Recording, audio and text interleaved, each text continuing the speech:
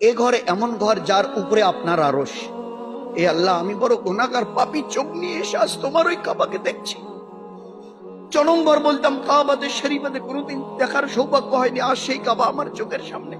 তো একটু ওই দিকে আল্লাহর দিকে যদি দিল রুজু করি তো কাঁদতে হবে না, চোখ দিয়ে মানে একেবারে বন্যার মতো পানি বইতে থাকবে।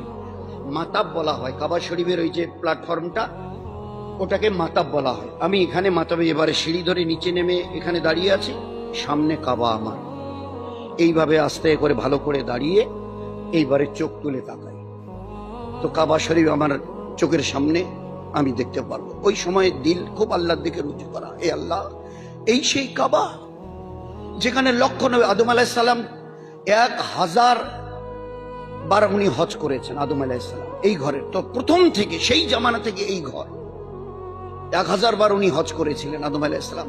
এই আল্লাহ, এমন কোন নবী বাদ যায়নি যে নবী এই ঘরের তওয়াফ করেনি। এ ঘরে এমন ঘর যার উপরে আপনার আরশ। এ আল্লাহ, আমি বড় গুনাহগার পাপী, চোখ নিয়ে এসে আজ তোমার ওই কাবাকে দেখছি। জনমবার বলতাম কাবাতে শরীফাতে কোনোদিন দেখার সৌভাগ্য হয়নি, আজ সেই কাবা আমার চোখের সামনে। তো একটু ওই দিকে আল্লাহর দিকে যদি দিল রুজু করি তো কাঁদতে হবে না, চোখ দিয়ে মানে একেবারে বন্যার মতো পানি বইতে থাকবে। ওই সময় কাবাকে যখন এই চোখের দিকে আস্তে করে মাথা তুলে দেখলাম, দেখার সঙ্গে সঙ্গে এবারে আল্লাহু আকবার, আল্লাহু আকবার, আল্লাহু আকবার, লা ইলাহা ইল্লাল্লাহ, লা ইলাহা ইল্লাল্লাহ, লা ইলাহা ইল্লাল্লাহ, আলহামদুলিল্লাহ, আলহামদুলিল্লাহ, আলহামদুলিল্লাহ। এই তিনবার কবার হলো ভাই? এই 9 বার রফাদাইন আমাকে করতে হবে। যখন এই কাবার দিকে মুখ তুলে চাইবো, চেয়েই এইবারে কাবাকে দেখে ওই তিনবার 9 বার রফাদাইন করতে হবে। এইবারে হাত উঠাবো দোয়ার জন্য।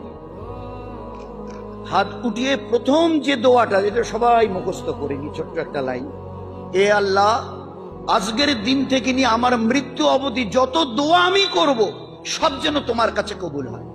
আল্লাহর নবী সাল্লাল্লাহু আলাইহি ওয়াসাল্লাম বলতেন, প্রথম যখন তুমি কাবাকে দেখবে ওই সময়ে এমন ভাবে তুমি দোয়া চাও যেন তোমার কোনো দোয়া বাদ না যায় চাইতে, কারণ প্রথম দেখায় যে দোয়া করা হয় এই দোয়া আল্লাহর কাছে কবুল হবে হবে হবে হবে হবে। এ দোয়ার তোমার রদ যাবে না। প্রথম যখন কাবাকে তুমি দেখবে প্রাণ ভরে দোয়া চাও, যেন পরে আফসোস করতে না, এই দোয়াটা চাইনি। আধা ঘন্টা, পৌনে ঘন্টা, ঘন্টা, তারও বেশি দিল খুলে দোয়া চাও, প্রাণ ভরে, যেন কোনো জিনিস চাইতে বাকি না থাকে। আমার সাথী ভাইরা পাশে আছেন, ওনাদের আধা ঘন্টায় দোয়া হয়ে গেল, আমি তখনও দোয়া করছি, আরো 2 ভাই দোয়া করছে। আমাদের যাদের শেষ হবে না বলে, এ ভাই তাড়াতাড়ি শেষ করেন না, এ ভাই নেই, আপনি একটু সবর করেন, ও ভাইকে পুরো করতে দিন, পুরো করতে দিন। তো যার যতটা দিল চাই যে কোনো দোয়া চাইতে, যেন আল্লাহর নবী সাল্লাল্লাহু আলাইহি ওয়াসাল্লাম বলে গেছেন, কাবাকে প্রথম নজরে যখন দেখো সেই সময় প্রাণ ভরে দোয়া চাও, ওই সময়ের কোনো দোয়া আল্লাহর রদ করবে না। তো প্রথম দোয়া চাবার আগে শুরুতে ওই দোয়াটা, এ আল্লাহ, আজকের দিন থেকে কিয়ামত পর্যন্ত যত দোয়া আমি চাইবো সব যেন কবুল হয়। মানে সারা জীবনের দোয়াকে কবুল করানোর জন্য আল্লাহর কাছে মোহর লাগিয়ে নিলাম। এইবারে আপনার দিল ভরে আপনি দোয়া চান। দোয়া শেষ হয়ে গেল। দোয়া শেষ হওয়ার পরে এবার প্রথম কাজ আমার আল্লাহর ঘরকে তওয়াফ করা। দুনিয়ার যে কোনো মসজিদে যাবেন, যে কোনো মসজিদে নববীতে আমরা কয়েকদিন পরে যাব, তো দুনিয়ার যে কোনো মসজিদে গেলে মসজিদে ঢুকে আগে 2 রাকাত তাহিয়াতুল মসজিদ করতে হয়, সুন্নাত। এটা পড়তে হয়, এটা বড় সুন্নাত। মসজিদে নববীতে হুজুর সাহেব বসে আছেন, একজন সাহাবী গালেবান আনাস রাদিয়াল্লাহু তাআলা দেখা করার জন্য এলেন, সালাম দিয়ে হুজুরের পাশে বসে কথা বলছেন। আল্লাহর নবী বললেন, আনাস, তুমি মসজিদের হক আদায় করেছো, এটা আল্লাহর ঘর, আগে আল্লাহর হক আদায় করো, আগে 2 রাকাত তাহিয়াতুল মসজিদ পড়ো, আল্লাহর হকটা আদায় করো, তারপরে আমার সঙ্গে কথা বলো।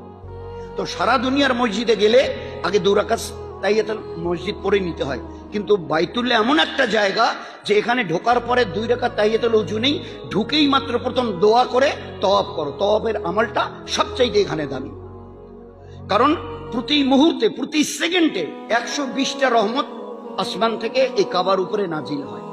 যারা তওয়াফ করেন, তওয়াফ মানে 7 চক্কর, যারা তওয়াফ করেন তাদেরকে 60টা রহমত দেওয়া হয়। যারা নামাজ পড়েন, কোরআন পড়েন, জিকির আজগার করেন, দোয়া কান্নাকাটি করেন, তাদেরকে 40টা রহমত দেওয়া হয়। আর যারা চুপচাপ বসে থেকে কোনো একটা জায়গায় বসে কাবাকে শুধু যদি দেখে, তো তাদেরকে 20টা রহমত দেওয়া হয়, শুধু দেখনেওয়ালাকে 20। তো সবচেয়ে বেশি রহমত কে পান? যে তওয়াব করে। তো এই জন্য এখানে ঢুকেই প্রথম আমাল তওয়াব করা। তওয়াব करने वाला 60, নামাজ পড়নে वाला, জিকির কোরআন তেলাওয়াত करने वाला পায় 40, আর যারা শুধু কাবাকে দেখে তারা পায় 20। তো এই জন্য এবারে আমার দোয়া হয়ে গেল। এবারে আমার প্রথম কাজ এবারে তওয়াব করা। তওয়াব মানে 7 চক্কর। একটা কথা এখানে মনে রাখবো, তওয়াফের জন্য, নামাজের জন্য ওযু, বলেন বলেন, নামাজের জন্য ওযু করা ফরজ, তওয়াফের জন্য ওযু রাখা ফরজ। সাফা মারওয়া দৌড়াতে যদি উযু না থাকে আপনার সাফা মারওয়া সাই হয়ে যাবে, কিন্তু তওয়াফের সময় উযু যদি টুটে যায় তো আপনাকে আবার নতুন করে উযু করে শুরু করতে হবে। তওয়াফের জন্য উযু রাখা ফরজ, যেরকম নামাজের জন্য উযু রাখা ফরজ। তো আমার এবারে দোয়া হয়ে গেল, আমি এবারে তওয়াফের জন্য যাচ্ছি।